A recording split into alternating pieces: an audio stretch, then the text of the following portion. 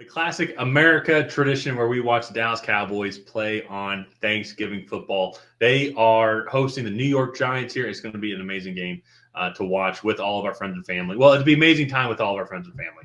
Game, we'll talk about that here in a second. My name's Tyler, here with my brother Ryan, and we're going to break down this Week 13 matchup between the New York Giants and Dallas Cowboys. But before we do that, if you haven't already, go ahead and hit that subscribe button, leave a like and a comment. Let us know who you think will win this game. Trying to get to 6,000 subscribers by the end of the year, so any help is greatly appreciated. So, Ryan, I was thinking about this before, and it's like if Roger Goodell could storm up the perfect QB matchup, for primetime Thanksgiving football, it's obviously Tommy DeVito versus Cooper Rush. I mean, the American people are starving for this matchup here.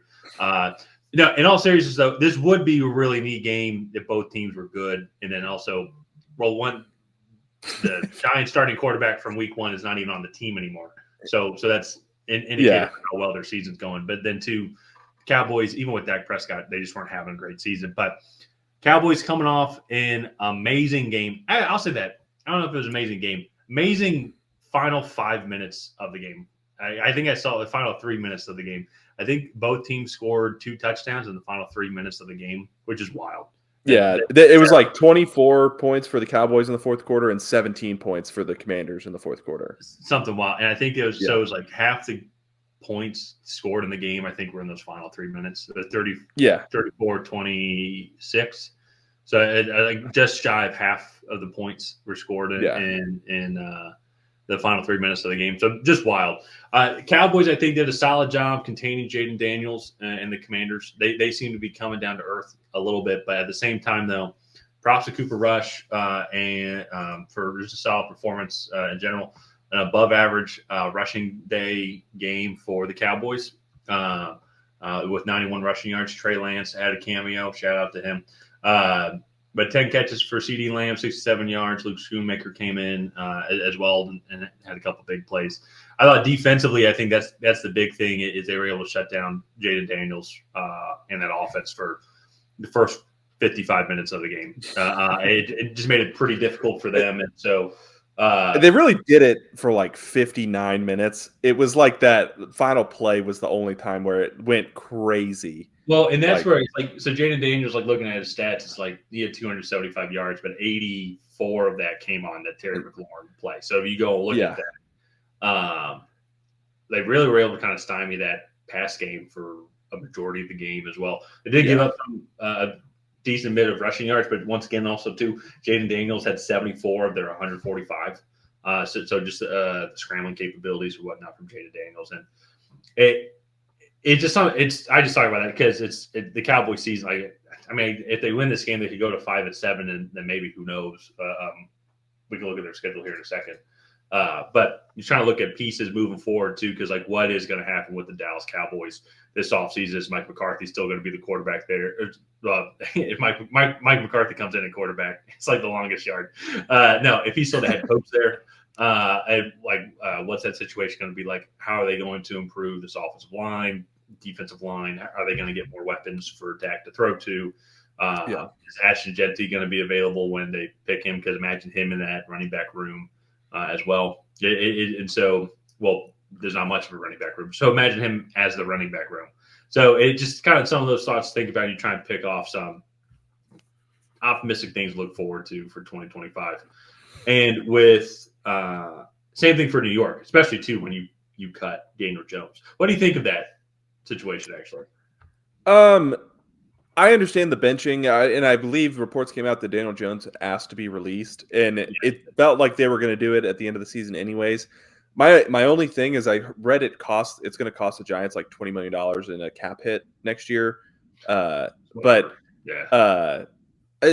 in the rookie quarterback market. I don't hate it. I don't love it. It's just kind of one of those things where it was like, I understand it on both sides. I don't necessarily think the players were that happy. I know Malik Neighbors made a couple comments in his post-game interview just about how it's the same result of when Daniel Jones was here versus why he's not. And he doesn't quite understand why he's not here. So it is what it is. I think it's an interesting locker room decision. To me, I think the bigger question is Joe Schoen and Brian Daboll, if they're around for another year or not? Because I think that right now is the big question, that at least one of them will not be around come Potentially, next yeah. year. Well, that's a good question too, because it's like when something like this happens, there are like the three main players, or the three main figureheads of the organization, like the Yeah, GM, coach, and then quarterback. And sometimes one goes, and then the other two stay. Sometimes two go, the other stay. Sometimes all three go. So it's us. So Daniel Jones is already gone. Brian yeah, Dable could be like, look, my first year I connected with Daniel Jones, but since then he didn't do anything that was productive. So I need some more. I came into the situation. Let me get my guy in there. So yeah, imagine if he had Shedeur Sanders or Cam Ward or somebody like that, or a guy that they can develop, or maybe to get a better veteran quarterback, a guy like Andy Dalton, just someone who's going to be a gap year guy.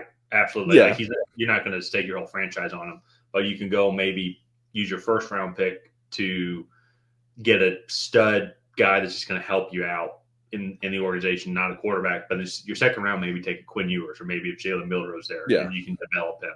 That's what's going to be fascinating with the Giants, because if Brian Dable and Joe Schoen are still there, they know it's like they're going to have to win this first year. And like Shedeur Sanders or Cam Ward probably are not going to do that to do you. that. That being said, though, you go look at Jaden Daniels in Washington, who's looking like they're going to make the playoffs. Go look at Bo Nix, and Sean Payton, for example. Yeah, Michael Penix, he's looked good in the 10 plays that he's played for my Atlanta Falcons. And so that's what's going to be very interesting with the Giants.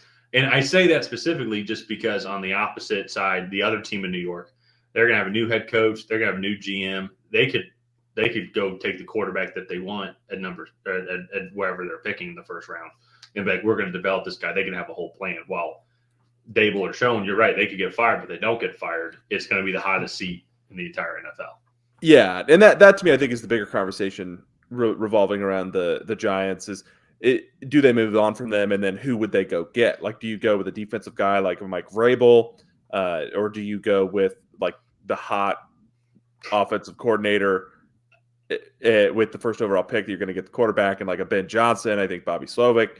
Like, there's other guys that could be available there for the Giants to take. But it kind of not that there's much to talk about in this game, but the other aspects of this matchup I think are fairly interesting. I think this Cowboys pass rush, getting Micah Parsons back, has been really big for this defense in the last couple of weeks.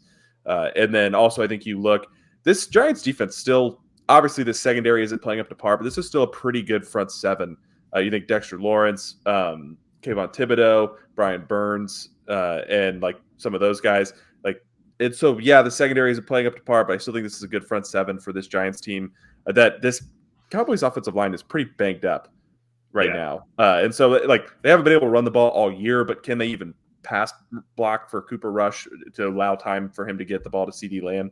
So I think there are still like some interesting matchups here for each team. And I guess, like, what does each team have to do to come out ahead in this matchup? In this matchup here, Yeah. For the Cowboys, I think take care of Cooper Rush and look for CeeDee Lamb on every play first. Even today, he had 12 targets. He had 10 catches for 67 yards. He is their main weapon. Yeah. He's really and Jake Ferguson was also out today, too. That's another injury. Yeah. And so he is their main, really only weapon there. And so then you can like sprinkle in a couple other throws or targets, but as even what we saw when these two teams played earlier this year, CeeDee Lamb was still like the main point of emphasis. He was the main offense, and he was the guy that scored the long touchdown run against them. But you're going to have to protect Cooper Rush because, as you mentioned, Giants have a good defensive line. That's going to be really tough, I think, for them to go and guard against. And if they're able to protect Cooper Rush, have him just make smart throws, make him easy decisions to CeeDee Lamb, I think the Cowboys defense, as you said, has improved, and they're going to improved isn't the right word. Has gotten healthier.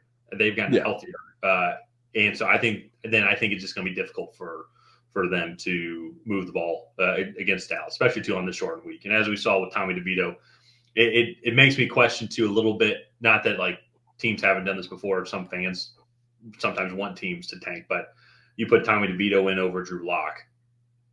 No offense to Tommy DeVito, but it's a cool story. But I think Drew Lock potentially gives you a better chance to win or to be more competitive or look more entertaining. So maybe that's a change they make. Maybe Drew Lock plays on Thursday. That's something to watch there. But offensively, though, they're still struggling, especially ever too since Andrew Thomas went out for the season with his Liz Frank surgery. And so, but once again, too, we talked about the Cowboys' bright pieces. Giants have some bright pieces as well. That defensive line, as you talked about, Tyron Tracy's having a good rookie season. Malik Neighbors is playing well. So there are some pieces that you can build around. It's just going to be fascinating how the Giants handle that because they're in a very unique situation for an organization. Yeah, and that's me. I think this matchup comes down to which offense can make the least amount of mistakes. And I know that's on a Thanksgiving primetime game, that's not exactly what you want to be hoping for. You want it to be an exciting matchup. I'm glad. So you got the Chicago Lions, you got the Bears Lions game at noon, you got the Dolphins Packers game at 8. I'm glad this is the time where we will be eating food. And I think this game. I think this is just going to be a defensive heavy matchup, and I think the Cowboys come into this matchup with the better defense. And to get into predictions, I have to go with the Cowboys. I just think Micah Parsons in this pass rush is going to be too much for this Giants team right off the bat, and especially I feel like if the Cowboys can get a lead and really put the pressure on the Giants to have to throw the ball to keep up, I feel like that's just going to bode more and more in the Cowboys' favor. Yeah. Now, I really want to disagree with you just so we can have some disagreements, but I just don't see how the Giants – well, I take that back. I can absolutely see how the Giants can win this game. But I just think that Cooper Rush has been there. We've seen him be successful in this offense. This Commanders defense kind of coming into the game was one of the better ones. And I say that, though, too, it took it took the Cowboys a little bit before they put up 20 points on the board, but they're still pretty consistent against them. I'm going to go with the Cowboys still in this one here. So it still will be fun to watch on Thanksgiving. It'll be neat to see a primetime game. Yeah. So we're both taking the Cowboys in this matchup. Let's go ahead and wrap this one up here. If you guys have not already, please go ahead and like and subscribe. That is the best way to help out the channel. While you're down there, go ahead and leave a comment on who you think is going to come out ahead. Will it be the New York Giants? Will it be the Dallas Cowboys? And on that, we'll see you guys next time.